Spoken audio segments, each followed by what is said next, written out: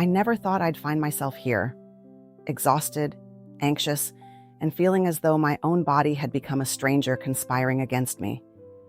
It all began with a simple, innocent habit I'd held on to for years, a small comfort nestled into the quiet rhythms of my daily life, something I had always believed was harmless, until now. In hindsight, it reveals itself as a silent, ticking time bomb. If you're over 60, please, listen to me carefully. Stop doing this one thing immediately, before it's too late. I still see that day clearly in my mind, etched with sharp edges and overwhelming dread. It was a gray, overcast afternoon, the kind where the sun is smothered behind thick clouds, casting everything in a dull, muted light. I was climbing the stairs to our bedroom, a journey I used to make without thinking. But that day, halfway up, my chest began to tighten, lungs desperate for air. Each breath felt shallow, like I was trying to suck in oxygen through a thin straw. My legs wobbled beneath me, and a strange cold sweat prickled at my hairline, crawling down my back. I pressed my hand against the banister, fingers trembling, my heart pounding so loud it almost drowned out the silence of the empty house. Carlos was there the moment I reached the top, his eyes locking onto my pale, ashen face. The usual warmth in his gaze was replaced by immediate concern, a flicker of fear I hadn't seen before. "Zilda, you don't look well," he murmured, voice low and urgent. He guided me to sit down, his touch gentle but firm, grounding me even as my world spun. I tried to reassure him, brushing it off with a weak smile, but the truth was undeniable. Something was seriously wrong. That evening, Carlos insisted I see a doctor. I remember the quiet ride to the clinic, the way the streetlights blurred through the rain-speckled window, the muffled hum of the engine becoming a steady thrum in my ears. I felt trapped inside my own body, tired and fragile, yet unable to explain the heaviness clutching my chest and the relentless racing of my heart. Before we get to where everything truly changed, the moment of shattering revelation, let me take you back to how it all began, to the roots of this creeping fear. It was a habit I had nurtured for comfort in the quieter, lonelier moments of life, something I had convinced myself was innocent and harmless. But now, the shadows it cast loom large, and the price I almost paid haunts me every waking moment. Carlos and I have been married for over 30 years. We grew up side by side, two roots twisting together through the soil of shared memories, laughter, and countless small moments that built the life we now cherish. We raised our children in this same house, a quiet sanctuary with worn wooden floors and the soft creak of old windows that seemed to whisper our history. Now, in this slower chapter of life, we treasure the simple pleasures. Sunday walks through the park where golden leaves crunch beneath our feet, quiet dinners filled with the gentle clinking of forks and flames flickering softly in the corner of the room, and those weekly card games with friends where laughter spills late into the night, masking the weight of passing time. In the midst of our peaceful routine, one ritual was mine and mine alone. A cup of coffee, black and strong, the first thing I swallowed after my eyes fluttered open each morning. The scent of freshly ground beans curling into the air was a comforting anchor, a small piece of normalcy that rooted me in the present. Then, just before night fell and the room slipped into shadows, I would pour another cup, warmth in a mug, a gentle companion against the encroaching silence. Carlos would smile across the kitchen table, playful teasing in his eyes when he said, "Zilda, you and your coffee fix, always 2 cups a day." We laughed, the sound mingling with the hum of the old coffee maker as it hissed and steamed. But beneath those easy smiles, I carried a secret. I never told Carlos just how often I pushed myself beyond the limits I should have respected. Fatigue was a constant companion, settling deep into my bones like the long winter creeping over the land outside our window. I told myself I was simply getting older, a natural slowing down that everyone endured. Yet deep inside, there was an unspoken truth I refused to admit even to myself, a heavier, darker exhaustion that coffee alone couldn't chase away. Carlos noticed. He noticed the way I sometimes winced after walking from room to room, the way my fingers trembled when I reached for the teacup, or how my smile sometimes flickered and faded too quickly. Yet, every time he asked if I was okay, I waved it off with soft words, careful not to unravel the fragile calm between us. I didn't want to burden him or cause unnecessary alarm. I convinced myself it was Nothing serious, just a phase. But that late-night cup of coffee became an unseen thief in the dark, stealing my rest and gnawing quietly at my health. I was blind to how this habit, wrapped in comfort and familiarity, was sabotaging the delicate balance my body tried so hard to maintain. The invisible poison was seeping in slowly, like shadows creeping across a sunlit room, unnoticed until the light flickered and failed. The day I finally told Carlos about the shortness of breath, I could see the immediate gravity in his eyes, a mix of fear and determination that didn't let him hesitate for a second. Without a word, he pulled out his phone and made an appointment for the very next morning. I was overwhelmed with a strange cocktail of emotions, fear clashing with stubborn calm, as if by pretending we weren't on the edge of something serious, I could hold it all together. The next day, the clinic felt cold and sterile, the harsh fluorescent lights casting a clinical glare against the linoleum floors and white walls. The faint, sterile smell of antiseptic and paper coverlets filled the air, mingling with the faintest whiff of sweat and nervous tension that pooled in my stomach. Carlos held my hand tightly as we sat in the waiting room. The muffled sounds of distant conversations and the occasional beep from medical machines layering the silence. Once inside the examination room, the doctor ran through some tests and asked pointed questions about my daily routines. When I mentioned my habit of drinking coffee right before bed, his brows furrowed, and the gentle expression on his face darkened with concern. "Zilda," he said softly, choosing his words with care. "Caffeine late in the day can seriously disrupt your sleep cycles, especially at your age." His voice was calm but firm, filled with an urgency that penetrated me deeper than any needle. He explained how poor sleep isn't just about feeling tired. Over time, it can lead to heart problems, raise blood pressure, and weaken the immune system, opening the door to far worse issues. I sat there, speechless, the words sinking like stones into my chest. I had never made the connection between that late-night cup of warmth and the creeping danger lurking inside me. He went on to say that as our bodies age, caffeine stays in the system longer, lingering like a shadow that never quite fades.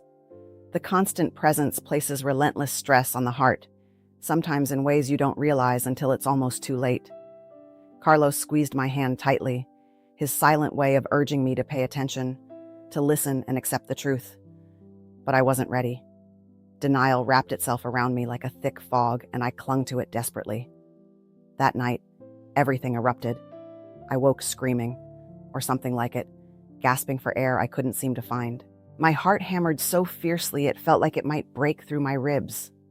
The room, the familiar quiet, the soft moonlight folding across the bed, morphed into something unrecognizable, cold and hostile. The walls seemed to close in, the shadows lengthening and twisting into dark shapes. Panic gripped me, icy and sharp. Carlos was awake immediately, his voice breaking through the storm of terror around me, his hands calm and steady on my shoulders. But I was trapped in that suffocating night alone, tethered to reality only by his presence. That moment was a breaking point, the crushing realization that everything I'd ignored, every warning I'd pushed aside, was now coming down on me with unforgiving force. The quiet life I thought I understood shattered into fragments of fear and vulnerability. And in that terrifying dark, I understood that some habits are more dangerous than they seem, especially when the body begins to betray the soul. The morning air outside the clinic was heavy and cold, the sort that seeps into your bones and settles there, making everything feel slower, almost unreal. Carlos held my hand tightly as we waited to hear the results of the latest tests, his thumb brushing reassuring circles against my skin, but I could feel the weight of dread pressing on my chest harder than ever before. The antiseptic smell inside the hospital was sharper today, mingled with the sterile smell of plastic and the faint hum of machines monitoring countless silent bodies around us. The harsh fluorescent lighting cast long shadows across the room, making the edges of everything feel too sharp, too unforgiving. When the doctor finally entered, his face was grave, no longer disguised by the usual professional calm. Sitting down, he took a breath before speaking, slowly, deliberately, as if measuring each word like a delicate instrument. "Zilda," he began, voice low and steady, "the tests show you have early-stage heart arrhythmia. It's linked closely to poor sleep and the stress that's been placed on your cardiovascular system over time." His eyes met mine, and I saw the seriousness beneath the clinical calm. "One of the major factors," he continued, is your coffee habit, especially drinking it late in the evening. The caffeine disrupts your sleep, and that disruption has compounded stress on your heart. The room seemed to close in around me, the walls leaning closer like they wanted me to collapse. How could something so small, just a simple cup of coffee before bed, have led me to this? I swallowed hard, bitterness rising in my throat alongside a sudden, overwhelming wave of despair. I felt crushed beneath the weight of my own choices, trapped inside a body that was giving way, and all I could do was look at Carlos through tears blurring my vision. Back home, the dim light of the living room flickered softly, casting a wavering glow that couldn't quite steady the storm inside me. Turning to Carlos, I let the frustration leak out, raw, unfiltered, trembling in my voice. You never told me this could be so dangerous, I whispered, shoulders shaking as the tears streamed down my cheeks. Carlos, ever steady, his face a quiet harbor amidst my storm, took my hands gently in his. Zilda, he said softly, his voice thick with emotion. You never told me you were really struggling. I wanted to help, but you had to let me in. His words pierced through the fog of denial and fear. In that moment, everything came crashing down. Not just the diagnosis, but the truth I had been hiding from myself. The problem was never just the coffee. It was pride. My refusal to admit that I was weakening, that I needed support. That little habit was a symptom, a desperate cling to control in a life that felt like it was slipping through my fingers as I grew older. From that day on, I promised myself something more profound than just quitting coffee late at night. I vowed to change how I viewed aging, health, and vulnerability, to embrace help, to acknowledge my limits not as failures, but as parts of a new chapter. My body was no longer something I could take for granted. It was fragile, yes, but still capable of care and healing if only I was willing to listen. It's been months since I quit my late-night coffee. The change feels like a slow but steady heartbeat flowing back into my life, a rhythm I had forgotten existed. The nights, once restless and shadowed by anxious wakefulness, now stretch long and deep.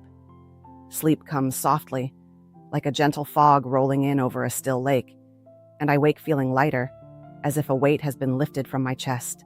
My heart, once erratic and unpredictable, now feels steadier, more reliable, its familiar beat a quiet reassurance beneath my ribs. Carlos and I have become even closer than before. There's an unspoken understanding between us, a new tenderness born of facing fears together, of shared vulnerability that neither of us expected but now cherish. Our evenings no longer revolve around coffee cups balancing precariously on the edge of tables. Instead, we sit quietly in the warmth of the living room, watching the flicker of a single candle, the soft crackling of its flame echoing the calm settling inside me. The scent of the candle, a delicate blend of lavender and something earthy, lingers in the air, grounding me in moments that feel both fragile and fiercely precious. I've kept my morning cup of coffee, but it's no longer the same ritual of desperation for energy or comfort.